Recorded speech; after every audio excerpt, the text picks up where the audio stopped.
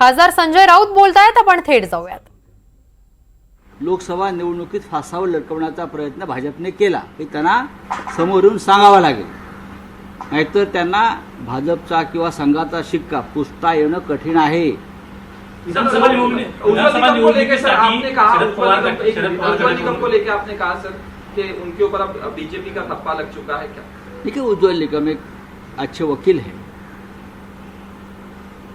चुनाव लड़े भाजपा की टिकट पर, अब वापस उनकी नियुक्ति हो गई है पब्लिक प्रोसिक्यूटर सरकारी वकील के तौर पर, तो लोगों ने उसका ऊपर न्यायालय में जाकर ऑब्जेक्शन लिया है और वो सही है। आप कल तक बीजेपी के साथ घूम रहे थे, बीजेपी के रथ पर चढ़ रहे थे,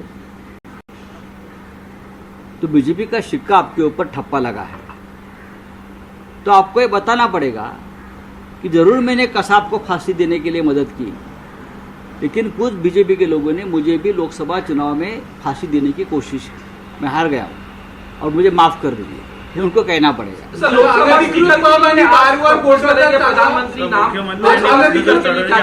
प्रधानमंत्री आज लोकसभा स्पीकर का जो नाम है वो प्रपोज करेंगे, क्या कहना चाहते हैं सर यूपीए की तरफ से भी?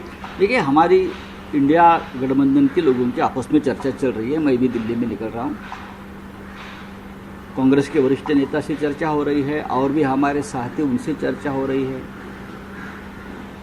लोकतंत्र में या संसद में लोकसभा का स्पीकर एक ऐसा पद है जो असल में डेमोक्रेसी का रखवालदार, चौकीदार है, लोकतंत्र का चौकीदार है, और उस पद पर एक ऐसी व्यक्ति बैठनी चाहिए जो सभी को समान न्याय दे। लेकिन 10 साल में जिस प्रकार के लोग उस पद पर बिठाए हैं, उनसे हम ये उम्मीद नहीं कर सके। अब एक मजबूत विपक्ष सामने है, तो एक तो विपक्ष से चर्चा करके नाम का ऐलान होना चाहिए, दूसरी बात डिप्टी स्पीकर का पद कायदे से विपक्षों को मिलना चाहिए, और तीसरी बात, अगर हम भी चुनाव लड़ना चाहते हैं लोकसभा का, तो इंडिया गठबंधन में हम सब मिलकर चर्चा करेंगे और निर्णय लेंगे।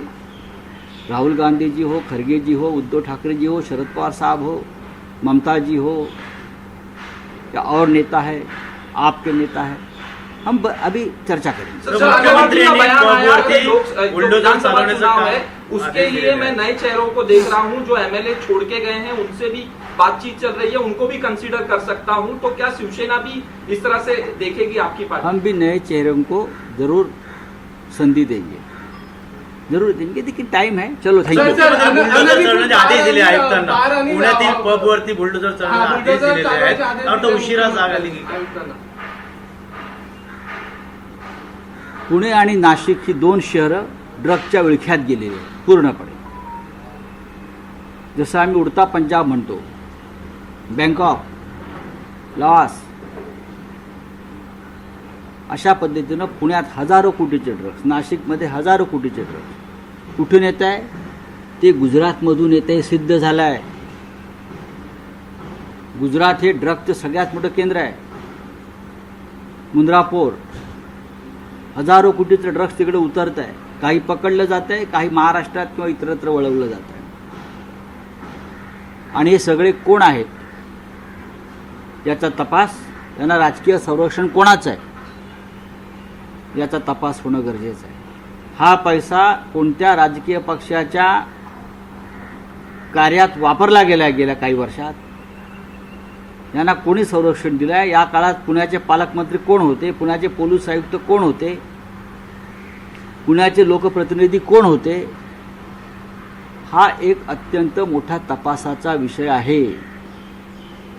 पुणे हे ड्रग्स आणि गुन्हेगारीचं सगळ्यात मोठं केंद्र बनलं आहे। पुण्यामध्ये संस्कार आणि संस्कृती, विद्या हे केंद्र होतं आमचं।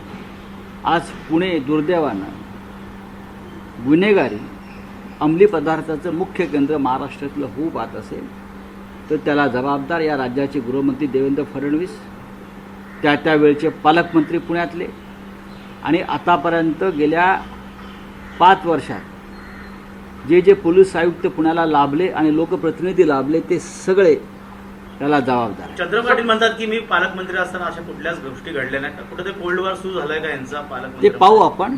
अशी जबाबदारी झटकता येणार नाही. तुम्ही जरी पालकमंत्री नसलात तरी गृहमंत्री तुमचे होते, मुख्यमंत्री तुमचे होते.